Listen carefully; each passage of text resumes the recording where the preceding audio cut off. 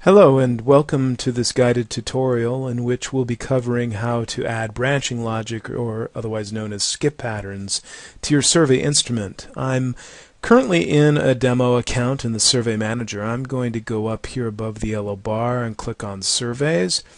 And you can either create or add your branching logic to a new survey as you're creating the survey on the fly, or you can go back after you've created a survey, even if it's been taken live and assigned to a device or as an online survey, and add your branching logic later. And to do that, you would edit the survey. So I'm going to look up a survey we have here and edit it to show you how that's done. So I've filtered this particular survey name. I'm going to go over to the edit icon, click edit, and it will load this particular survey up for me. So I'll just scroll down, show you some of these questions. And you'll notice adjacent to each question we have a drop down, and in that drop down we have a menu called Define Logic.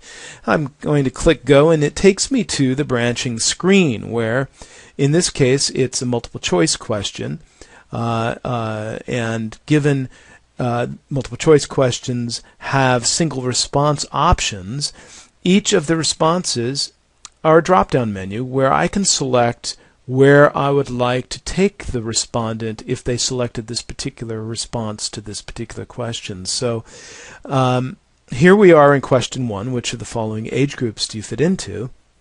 And 18 to 20-year-olds is the first group. So let's say this particular survey doesn't apply to 18 to 20-year-old population, so I'm going to select End of Survey. So that if they select 18 to 20 as their response to this question, the survey will end. Whereas the other sectors, age groups, let's go ahead and allow them to continue to the next question in the survey, which is question 2. Now we could, if we wanted to, say, oh, the 36 to 50-year-olds, we're going to jump them to question 4. But in this particular case, that doesn't make too much sense, so we'll just keep it simple, and everyone else is going to just proceed through the survey as normal. So I'm going to click Save. It'll take us back to the preview screen, and you'll see this 3 yellow box icon or symbol, and this indicates this particular question has branching logic applied to it. And the red asterisk indicates it's a forced response question, meaning the respondent can't skip this question. They have to select a response to proceed, which we recommend always using with branching logic.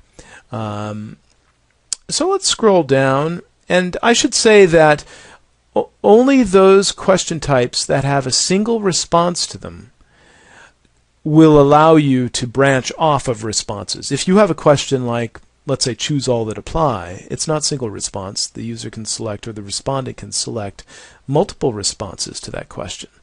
So in that case, you can only branch off the question, whereas when you have single response questions, you can branch off the responses. And each response can be branching to a different subsequent question, if you like.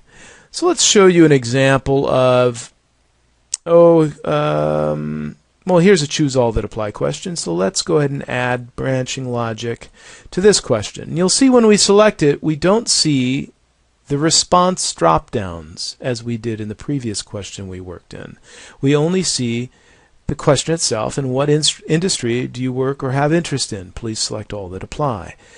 And it says select the question to redirect to. So if we click the drop-down menu, it's going to only show us those questions beneath this question 5. And that's currently the way we're working with branching logic in the Survey Manager. We're only allowing skipping patterns, branching logic, continue sequentially through the survey from where you are. We're not, or at least currently, allowing you to go backwards in the survey. There's fear of creating logic loops, and we're trying to avoid that at present. So we're keeping it simple, and you can only proceed forward through your questions in terms of your branching logic. So let's say if they selected this question, we wanted them to jump to question 9, or question 8 actually I selected. I click Save, and now question 7 has that same symbol. And here we are. Question 8 actually is the last question in this survey. And so we have a few questions here with branching logic. And I can go ahead and, if I'm finished editing this survey, click Save. And I can continue through the 4 steps of the wizard and then preview later, or I can always preview on the fly while I'm creating a survey to see, how the survey is looking. And as you know, all of our surveys, no matter what mode or medium they've been created for, this particular survey has been created as an iPad survey, so the preview will give you a WYSIWYG preview of how it will look on that device. If this was a PDA, you would be seeing a PDA frame here, or a kiosk, or paper survey, or online survey. These are all multi-mode capabilities that we have within our tool. So here I can click Next on the intro screen, and as if you recall, for question 1, answer 1, 18 to 20, if we select that, it should end the survey, which indeed it does. I'm going to click Finish. So you can actually test the preview with your branching logic as well, and you can actually preview that survey on the intended device it's meant for, which is very helpful.